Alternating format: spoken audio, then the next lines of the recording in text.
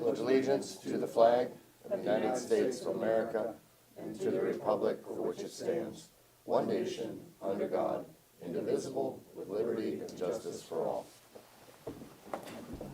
Alrighty. Now, the first item of business is to approve the minutes of our August 13th meeting. Is there a motion to that effect? So moved. And second. All those in favor? Aye. Any opposed? Motion carries. Okay. Rob, the bills. Alrighty, general fund, $1,413,548.97. Liquid fuels, $4,002.50. Hazmat, a gigantic $21.92. Don't spend it all in one place. 911, $13,201.38. Domestic relations, $9,980.99.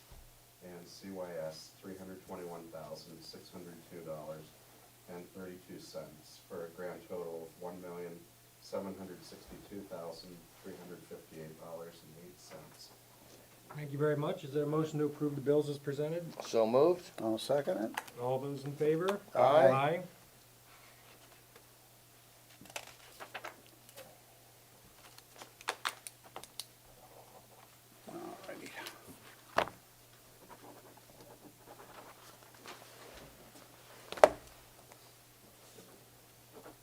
Thank you, Controller Edwards. Alrighty.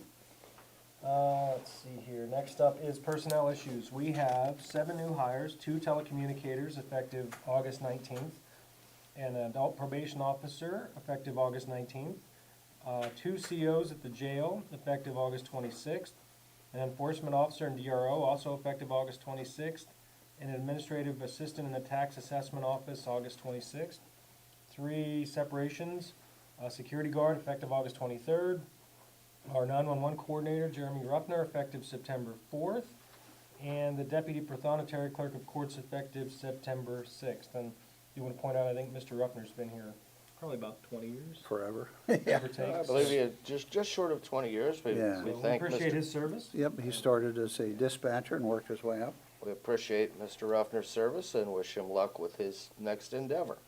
And then 3 transfers. This is sort of a domino effect from the deputy separating. We've got the administrative assistant prothonotary moving to deputy effective 9/9. Department clerk 3 moving to admin assistant effective 9/9, and department clerk 2 moving to department clerk 3 effective 9/9. So everybody's just kind of bumping up the ladder there in that office for now. Is there a motion to accept the personnel changes as presented? So moved. And second. All those in favor? Aye. All right. Public comment. Is there anybody here for public comment? Actually, I had one matter, Mr. Chairman. This was a request of our election office. I'm I assuming. was going to bring that up at the Oh, end. you but were, can, okay. that's Well, no, fine. I'm sorry. If you were, go ahead. No, that's okay. Okay. If you want to talk about it, go ahead.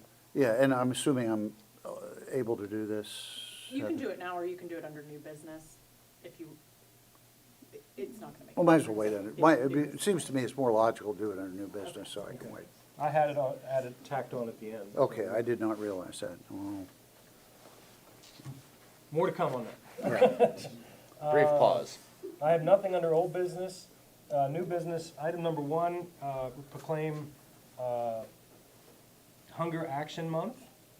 It's September of 2024, so I do have a proclamation here. I don't see anybody here from the food bank, but real quickly I'll read this into the record. Whereas hunger and food insecurity are issues of vital concern in Pennsylvania, where according to Feeding America, over 1.5 million individuals, or 1 in 8 Pennsylvanians, and 1 in every 6 children experience food insecurity. In Clearfield County, 1 in 7 neighbors and 1 in 5 children are food insecure. Adequate, nutritious food has become more expensive and out of reach for many people, with food costs increasing more than 27%.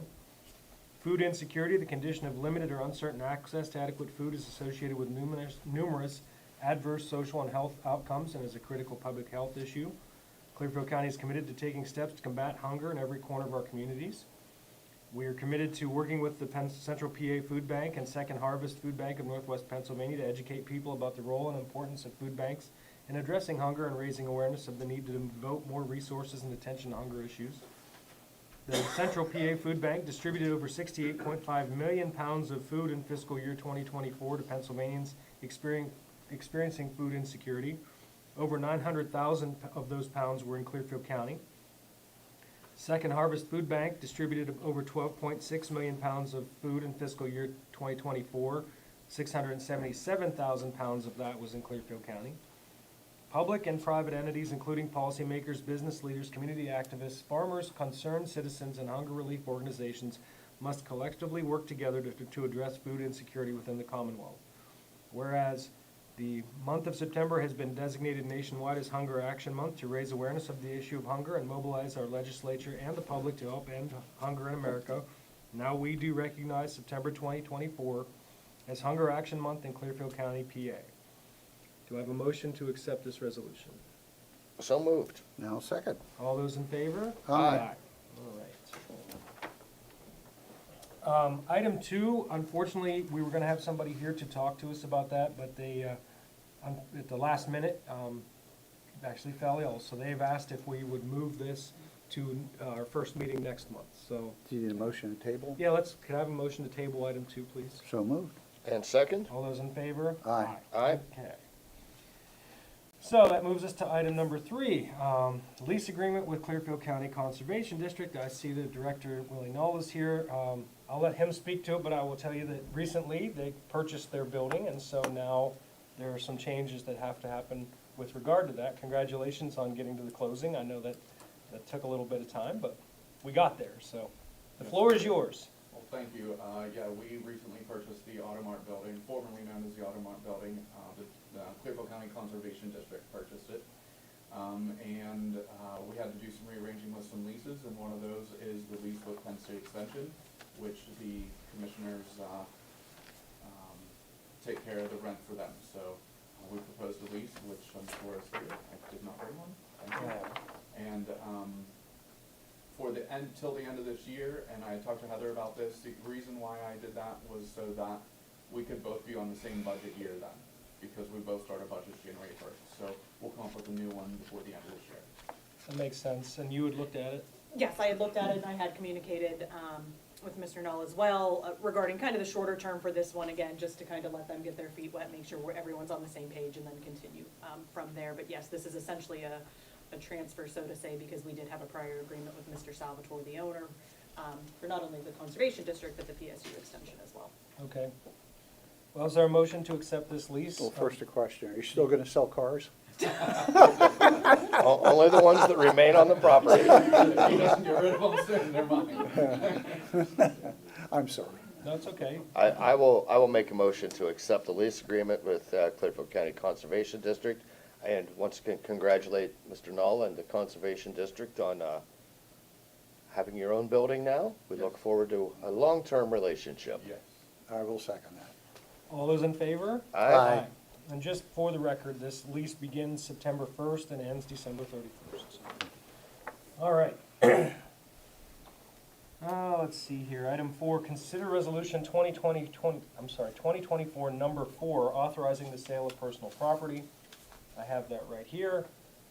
Whereas the County of Clearfield, a sixth-class county and municipal corporation operating under the laws of the Commonwealth of PA, has the power to acquire and dispose of personal property as part of carrying out its duties. Whereas pursuant to the provisions of county code, the county may periodically sell personal property and equipment no longer of benefit or use to the county in accordance with Article 17 of County Code, as well as specifically provided for at 16, paragraph 1805. Whereas the Board of Commissioners of Clearfield County have determined the need exists to advertise and provide of sale for the following items. The following item will be advertised on one occasion in the progress, and the sale of the property shall be made to the highest and best bidder. Bids shall be open at least 10 days after the sale of the date of advertisement. It is a 2017 Ford Escape, and the VIN number will be listed. Whereas as required by statute, the Board of Commissioners of Clearfield County believes exposing the property to be sold in accordance with this resolution will be the most efficient and beneficial manner to sell said property. Now therefore be it enacted and resolved by the Board of Commissioners to sell said property by the following means. Resolved and enacted this 27th day of August 2024. Is there a motion to adopt a resolution 2024 number 4? So moved. And second. All those in favor? Aye. All right. Number 5, consider linkage agreement with the Dickinson Center. I have a copy of it here. Did you get a look at that? Yes, I have. We've done this. Their agreements are every 2 years. We typically go with them. So this is a renewal of our prior agreement. It's no financial commitment to the county. It's again, just similar to what we do with Sinclair and different entities, SAMs, to kind of state that we'll just cooperate in our services. As I said, no financial, and there is a 30-day termination should anything So arise. they're the same as the other service providers. Yep. It looks like the effective date is 9/1/24 to 8/31/26, so it's a 2-year agreement. Very, as you say, a one-page, very simple agreement. I will make a motion that we accept the linkage agreement with the Dickinson Center. I'll second that. All those in favor? Aye. All right. Item 6, purchase of service agreement with Hope's Haven Residential Services LLC. This is one of our CYS agreements. We've had to place at Hope's Haven, it's a residential service. It's out of county, York and Lancaster, they're 2 primary locations. However, they do have a third. So this is renewing our agreement for this fiscal year. No substantial changes to the terms of the agreement, and then again, it's on our revised standard form. Okay. Well, I'll move that we approve the purchase service agreement with Hope's Haven Residential Services LLC. I will second that. All those in favor? Aye. All right. Items 7 and 8 are not yet ready. We are working on some new tower information between 911 and Verizon, but Verizon has said they needed a little more time, I guess. So I would like a motion to table these for the next meeting, items 7 and 8. I will make a motion that we table the right of entry agreement and the tower site sublease, both with Verizon. I'll second that. All those in favor? Aye. Item 9, this came to us recently. I don't know if you've had a chance to look at them. I think she said she sent them to you. She did. Oh. The Jefferson County CYS is a little bit unique. It is actually what Jefferson County would pay us if they use our foster care homes. So that's an agreement we've entered into with them in prior years. And then Sinclair, again, they have different services. This one particular is for the independent living and family reunification services that CYS utilizes. Okay, so you have no issue with either of them? No. Okay. Is there a motion to approve those 2 agreements for CYS? I will make a motion that we approve CYS agreements with Jefferson County CYS as well as Sinclair. Second. All those in favor? Aye. All right. Number 10, consider appointment of Julia Foster to the CYS Advisory Board. Pretty straightforward. I move that we appoint Julia Foster to the CYS Advisory Board. And I second that. All those in favor? Aye. All right. Item 11, we had a resignation from the Clearfield County Recreation and Tourism Board. I have the letter here from Mr. David King. I know he had served quite a while, and I believe he was a very good member of the board. Yes. He I- certainly was. We're sad to see him go. Mr. King has taken another position that obligates him time-wise, and I'd like to thank him for his service on the Clearfield County Recreation and Tourism Authority. He was a valuable addition, and we will solicit replacements. So I would, let's see here. So, Today's the 27th. yeah, how about by September 6th? That sounds Close fair. of business September 6th. Anybody can mail or email to us interest in the Clearfield County Recreation and Tourism Authority, and we will then theoretically be able to take action on our meeting on the 10th. Yeah, yep. We don't need a motion to that effect, do we? Not a motion. No, I didn't It would think just so. be an announcement that. Okay. So that's the plan there. And then, as we did last time, and we're going to continue to emphasize this, the military share food distribution, you have to sign up ahead of time. If you're a veteran and you want to be part of that, they had some turnout problems, and I'll let my colleagues here talk a little bit about that. But please, please, please, if you have a need, don't hesitate to sign up. We want this service to be available, and it's only going to stay available if they get enough participation. This is put on by the Second Harvest Food Bank out of Erie, Pennsylvania, an event John and I were at the last time they held it. It was held in the Du Bois area. This is open. It is an income-based, but for any military veteran or active duty that conforms to the income guidelines, and it's held over in Du Bois. A huge variety of food, lots of stuff distributed. Not well attended the last time, so we want this to continue, but anybody who thinks they may qualify or have a need, you want to pre-register for that. And I believe we have registration information media may already have. And this will be taking place on September 11th at noon in Du Bois. Right. Absolutely. And then there's one other veteran-related announcement Commissioner Sobel has in front of him. Yeah, we did get, just got word last week, there will be on September 5th from between 11 a.m. to 2 p.m. At the Du Bois Legion Post 17, the George D. Montgomery American Legion Post 17, put on by CareerLink, a local resources for veterans here in the area. I believe the primary purpose would be to assist our veterans with finding employment. However, there will also be an aspect to it of just resources in general available for our veterans. It's very important. We're trying to put the word out. It's a nice program being put on at the Legion Post to try to assist our veterans in again, specifically employment-related issues, but in general, all things veteran. Our veterans are a very important part of our community.